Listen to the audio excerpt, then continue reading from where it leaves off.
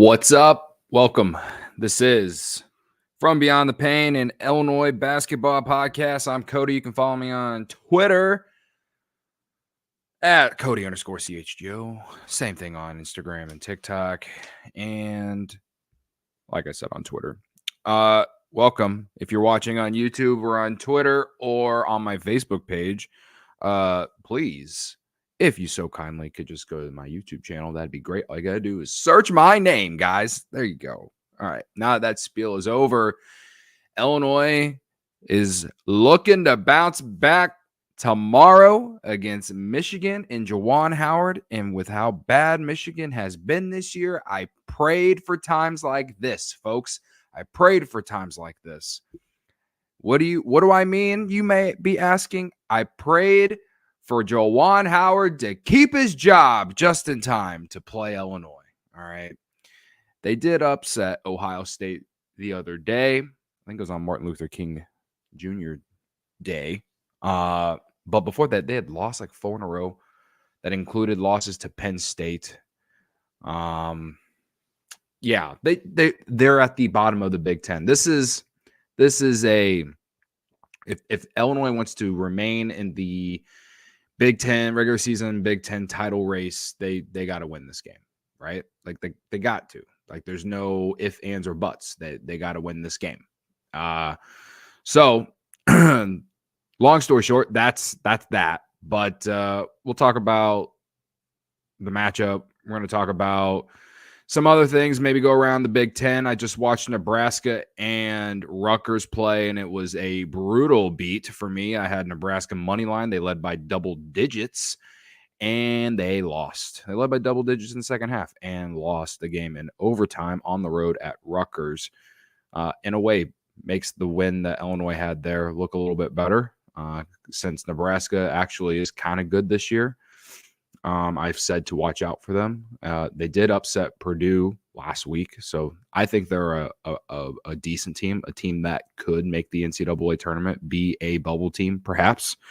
But they lose at Rutgers tonight. As far as other losses, key losses, Wisconsin lost to Penn State yesterday, which kind of brings Illinois back into that race for the Big Ten title. Wisconsin now has 1 loss. Illinois has 2 losses in conference. So, yeah, one might say I'm back in. I'm back in because about a few days ago, I was definitely out. But what's up, Matt? I see you in the chat. Yeah. So I actually kind of have a bone to pick. I have a bone to pick with the internet, and I know that this will not go well. People are still going to yell at me anyway because it's the internet, and that's what people do. But, like, I'm so fucking tired of getting yelled at, specifically on TikTok. I've been getting yelled at on TikTok in the comments of my videos related to Terrence Shannon Jr. All right. One video is me saying how sad it is that what happened to Terrence Shannon Jr.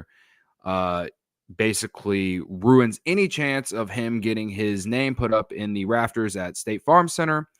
And listen, perhaps, yes, I clipped it because I knew it was going to get views and it was going to get clicks and people will react to it. So I will take the heat on the comments that came in for the most part, but at the same time, it's annoying because it's a lot of the comments, people clearly didn't come and like listen to the entire conversation, because for most of that podcast, I said that, you know, all these things related to the victim in that scenario about how, like, I hope it's not true just because of the victim. And, you know, if it's not true, that means no one got raped, right? It's like people just want to assume that I feel one way or another about it. And it's just, it pisses me off because it's just like, no matter what, especially related to this topic, I'm going to get yelled at because it's a very sensitive topic and it's a very weird situation. But my biggest bone to pick with this is that there how do I say this? My biggest bone to pick is the people that are on social media, on Twitter, whatever.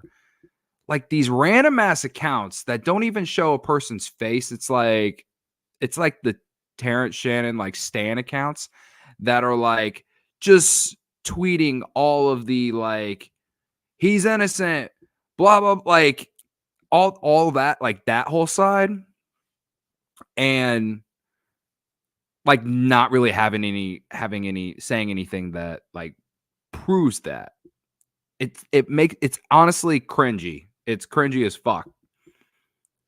But on the other side, like I'm bothered by the fact that people are just automatically putting the guy in prison because we just don't know enough, in my opinion. Like I think we learned a little bit after the suspension and the federal court hearing and the all the information that's come out now. But I'm talking about in the beginning when people were like, "Oh, he's innocent.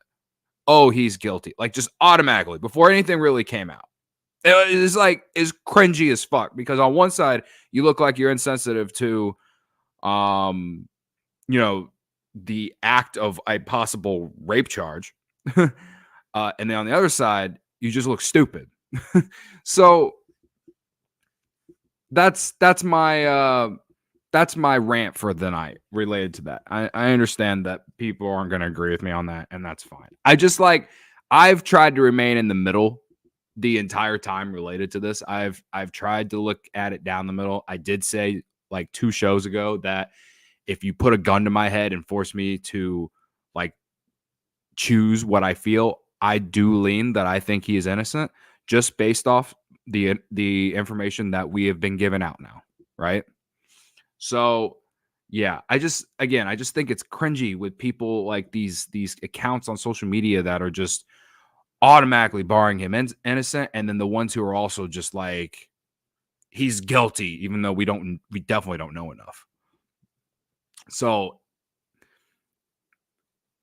it's honestly what is a big problem in just our entire society in general. And I'm not going to go down that road. That's not what this podcast is for. That's not why you're here. But again, I just had to get that off my chest. I wanted to say that on the last show, and I was too pissed off about the loss to Maryland that I didn't. But I'm saying it now. So anyway, if you're still here, thank you. Matt's still here in the chat. He says, TikTok anytime is worse than Cubs Twitter after the 2021 trade deadline. Yeah. The comments I get on TikTok are 10 times worse than I get on Cubs Twitter. But that's the internet for you, brother. Okay, let's move on. More positive things. Illinois at Michigan tomorrow. Illinois has won 6 straight against Michigan. Brad Underwood, I don't believe, has ever lost to Juwan Howard. Juwan Howard sucks as a coach, point blank. He took over for John Beilein, who built a great program. Michigan basketball was probably the best program in the Big Ten for a number of years under John Beilein. You can argue Wisconsin up there. They went to the Final Four national championship in 2015. I'm trying to think. Like, other than that, like Michigan State, Tom Izzo, he's just, they're in the tournament every year. He's won a national title. It's been forever, but, he's a legend. Purdue now looks like they're in the golden era of their entire program's existence. Will they get past, will they stop being upset in March? We're going to see this year. They looked really impressive against Indiana the other night. I thought Indiana would hang around because it's a rivalry game. Did not happen. Purdue went into Indiana and just steamrolled the Hoosiers, who call themselves Blue Bloods, but stormed the court whenever they beat Purdue. That did not happen this year. But outside of that, Michigan was once probably for a good amount of time, I would say Michigan was the best program in the Big Ten under John Beilein. And, they had a lot more tournament success. They didn't win a national title under him, but they had a lot more tournament success. They had a number of players go to the NBA. And then he took that NBA job with Cleveland, and it completely failed. And in turn, because he left, they gave Juwan Howard the job. and he just has taken that great program, and it's just been a sinking ship. It's been the Titanic ever since he took over, in my opinion. Yes, he went deep into the tournament, like the first or second year that he was there, largely because a lot of those recruits were from the Beeline era. Sure. You can even argue against that. They still get recruits, right? But they were a major disappointment last year when they had Hunter Dickinson. He transfers. Why does he transfer? I don't know. But he transfers to Kansas, and this year they're not any good. So yeah, I think that this game is must win for Illinois, obviously, and that's not like some hot take, but Illinois has got to win. Illinois has got to win tomorrow because Michigan's not good. They're not good. They have good players, but Illinois can't lose 2 in a row after this loss to Maryland. So, this is one that they need to get back. Underwood in practice this week, he's talked about how do I paraphrase it? I would say he's just been highlighting the fact that they just didn't have the defensive intensity, stuff like that. Guys more focused, stuff like that. I don't know. Here's a quote that, you can take it for what it is. This is from Illini Inquirer, an article put out by Joey Wagner.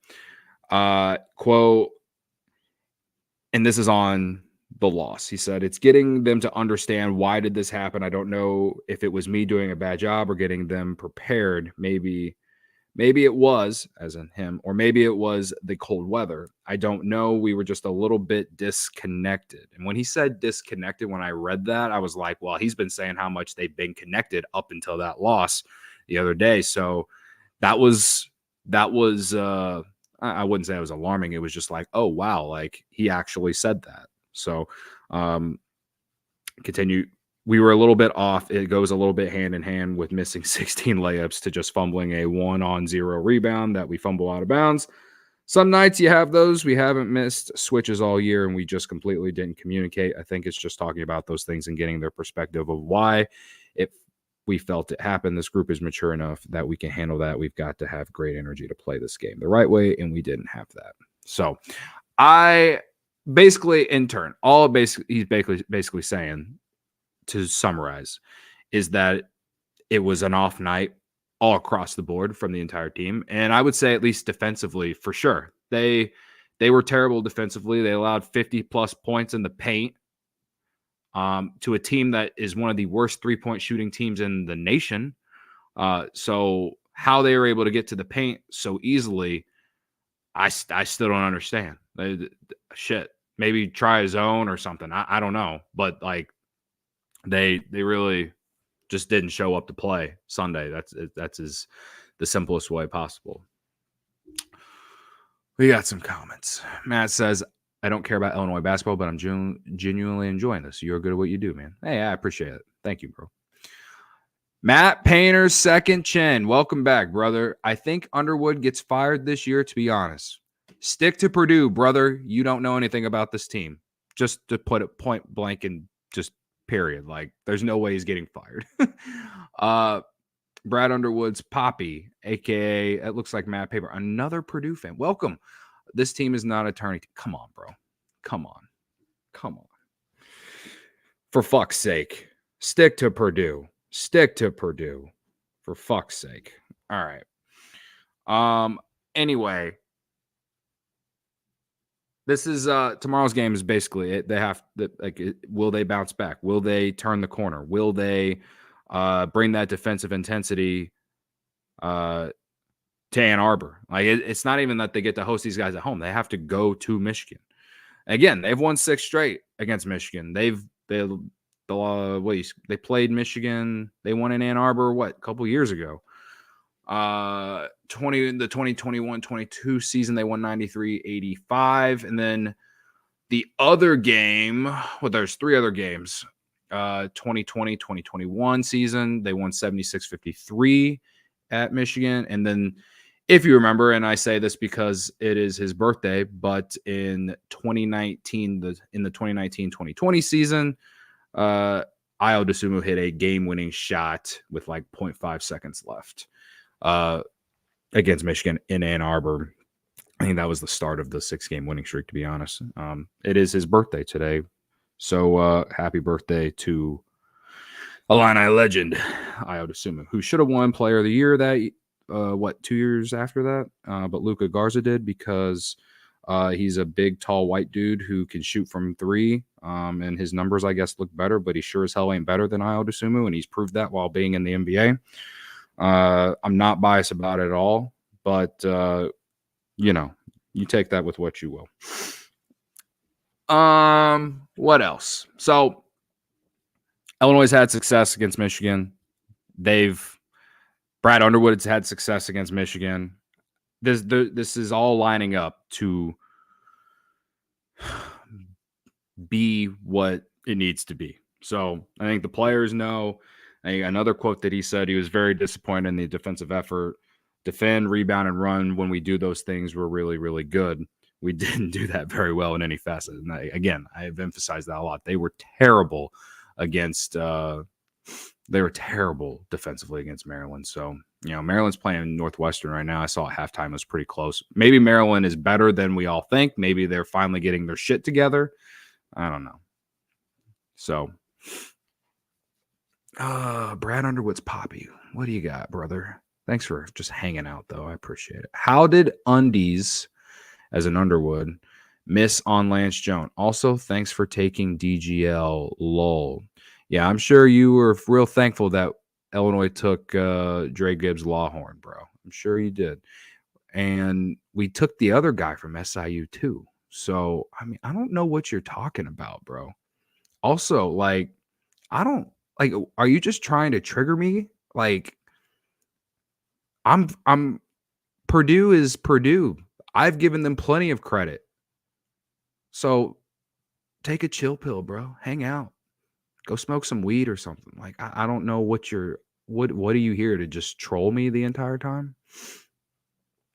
Anyway. So God. Also, I get it. You're in Indiana. There's nothing to do there. Now it makes sense. So I guess when you look at Michigan, you look at some of their best players. We can just go through their roster a little bit. Michigan basketball. Also, isn't Michigan one of the only teams that uses the Jordan brand? I thought UNC did too. That would make sense, right? I don't know. I don't care enough to know. But let's look at their schedule. They just beat Ohio State, right? They beat Ohio State at home on Monday. And when you look at their roster, God, I can't say his last name, and I've looked it up. His first name's Oliver. He had 20 points. Jace Howard's there. That's one of the few names that I can remember. Doug McDaniel, 15 points. He's definitely someone that I have recognized. They had 3 guys in double figures. They did not go very deep off the bench. What they went 1, 2, 3, 4, 5, 6, 7. They went 3 guys off the bench. So, they're kind of similar to Illinois, honestly. But when I watch Michigan, they just don't look like they give a fuck. I was watching them against Penn State a few weeks ago. And for a home game, in a conference game, a conference home game, it just felt like they did not care. Now, maybe things have changed. I doubt it, but maybe things have changed. But wouldn't most of that blame go on Juwan Howard? I don't know. Again, Penn State won 79-73 that game. And my mistake, they were at Penn State. I don't know why I thought they were in Michigan. Maybe I'm thinking about the Minnesota-Michigan game. That's probably what I'm thinking about. Minnesota beat them the game before 73-71. So, yeah, they got some bad losses, man. They got some bad losses. They got some bad losses. And you look at their schedule, they got Purdue coming up. They got Iowa. They got Michigan State, and then they got Rutgers. So their schedule's not very easy. And they didn't take advantage of their soft schedule to start Big Ten play. Of course, they played Iowa in that random, everyone plays that random Big Ten or conference game in December. Michigan actually played two. They lost Indiana and they beat Iowa. But whenever the calendar flipped to January, I mean, losing to Minnesota and Penn State back-to-back is bad. So, they lose to Maryland too. I can't say anything. Illinois lost them. Can't wait for the rematch. I don't know, man. So I don't know what's going on with them, but there's just nothing about this game tomorrow that excuses Illinois to lose, even if it is on the road. And I know Michigan can be a tough place to play, but they were a lot better team during those years. It certainly, I don't expect it to be easy. I'm just saying that Illinois really doesn't have an excuse to lose, that in my opinion. So anyway, that's that. I'm going to go around the Big Ten. Let's go around the Big Ten. Wisconsin, couldn't believe Wisconsin lost to Penn State yesterday. But the Big Ten is starting to shape up like it does every year, where it's just kind of a gauntlet and everyone just beats up on everyone. I will say Purdue has been the one team that, for the most part, has looked most dominant. I would probably say the same thing if Illinois was at full strength, but they're not. I don't know what happened to Wisconsin yesterday. I didn't watch the game, so I can't sit here and explain why, but maybe they had their own dud as well, right? I would believe Purdue fans would believe their loss to Nebraska was a dud. Going to Northwestern and losing was a dud in some ways. I don't know. Northwestern, I think, is better than Nebraska, but anyway, Michigan currently at the very bottom of the Big Ten standings are 2-4. They're actually tied for last with like four other teams: Ohio State, Michigan State, and Rutgers. So the top is Wisconsin, Purdue, and Illinois. Illinois 3-2, Purdue and Wisconsin, or Purdue 5-2, and then Wisconsin 5-1. So Illinois has a chance to improve to 4-2. Northwestern playing right now, they could be 4-2 by the end of the night. So basically, they're trying to tomorrow they will try to maintain pace to be tied for third. So Brad Underwood's Poppy says, I think Wisconsin still wins the Big Ten again. They've looked really good. They've actually looked very impressive. They got some good wins for sure. I'm not a Greg Gard believer, but I also don't think he's a terrible coach either. We'll see. Let's look at. I'm interested in Indiana's upcoming schedule. They just got pounded by Purdue in that rivalry game, right? Now they got to go to Wisconsin. I don't feel good. If I'm a Hoosier fan, I don't feel good about that. Then they come to Illinois, right? Illinois plays Northwestern this weekend, and then Rutgers, I believe. No, I could be wrong on that. I know they have Rutgers coming up and Northwestern after Michigan. It might be Rutgers. I think it's Rutgers. Yes, my bad. It's Northwestern is next Wednesday. So Illinois has got Michigan and Rutgers, two teams at the bottom of the conference. Rutgers just won in overtime tonight against Nebraska. The RAC is a hard place to play. I emphasized that whenever they played Rutgers earlier this year, and they won by like 20-some points. So, now Rutgers comes to Illinois this weekend after that loss. I expect Rutgers to give a little bit of a better effort, even if it is on the road, but Illinois should win that game. So Illinois needs to win these next two games. you gave away this game against Maryland. You got to win these next 2 games if you plan on being, to have any chance at the Big Ten regular season title. They have to. They just simply have to. Northwestern will be tough. It's they've shown that it's hard to go to Evanston and win there. Purdue fans would understand. And anyone else who's gone there now? Chicago State can't say that, but Chicago State might as well be a home game for them too. It was also just that was Northwestern's dud, right? It's just like the Big Ten has so many. Every team has a bad loss, and I can't even say that Purdue losing to Nebraska is a bad loss. I think Nebraska is a decent team.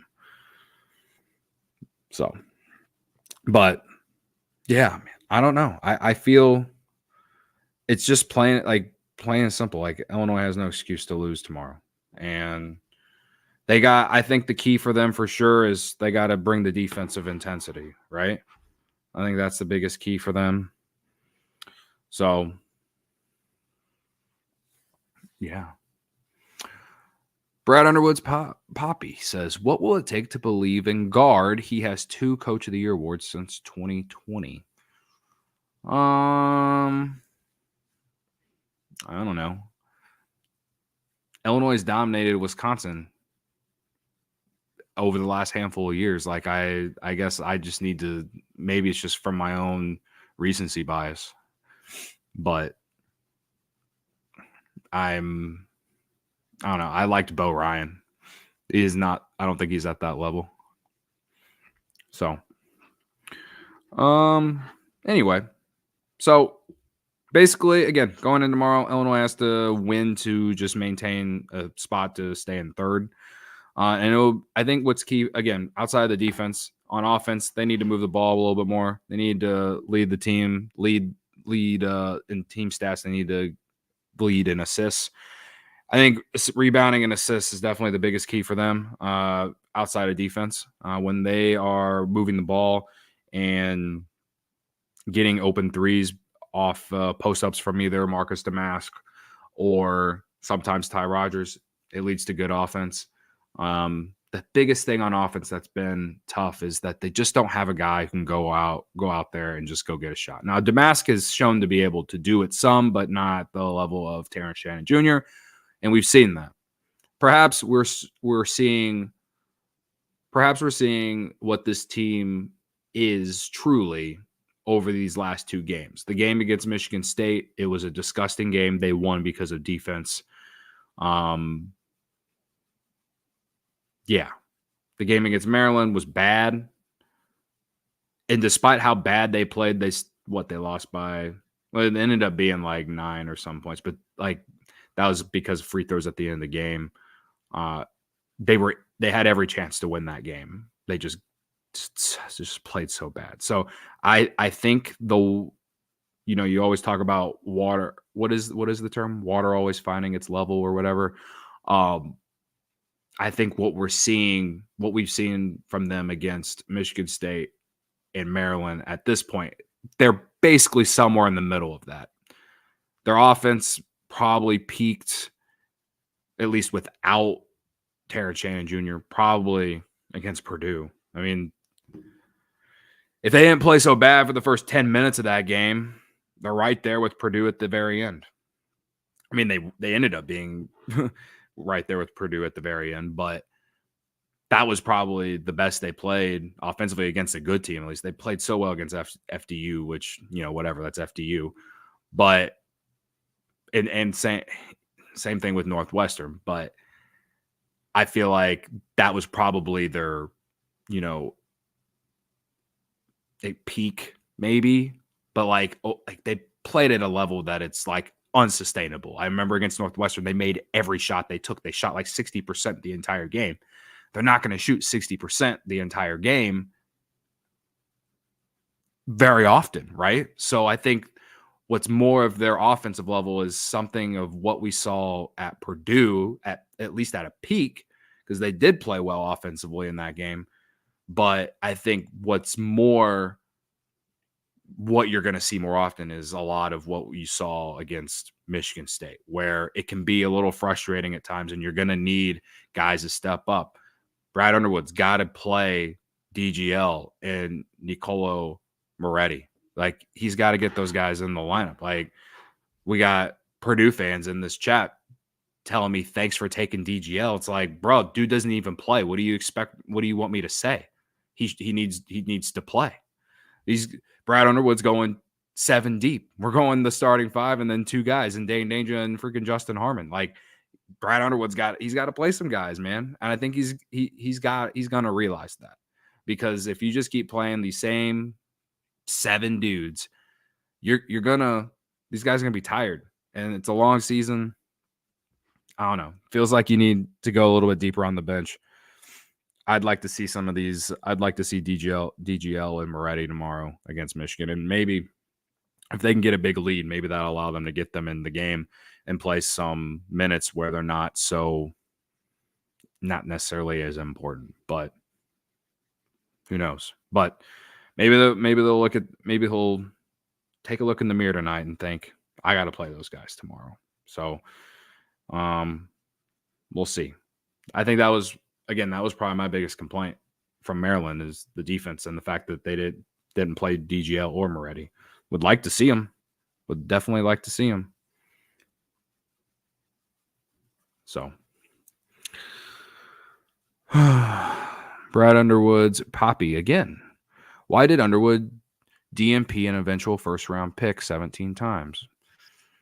Well, they had a ton of depth in the guard position with Trent Frazier, Alfonso Plummer, and who was the other guy? There was another guy. That team ended up winning the Big Ten, brother. So I don't know where you're getting at with. I do think that they should have played Podziemski more. I'm not gonna lie, but they were pretty deep at guard. I wish that he would have stuck around. He probably would have played more in year 2.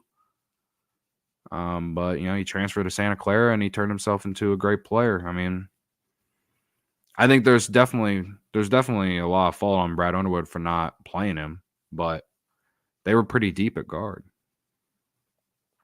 Are any of those guys on the Warriors now? No, that's not the fucking point that I'm trying to make. I'm not even necessarily disagreeing with you, dude.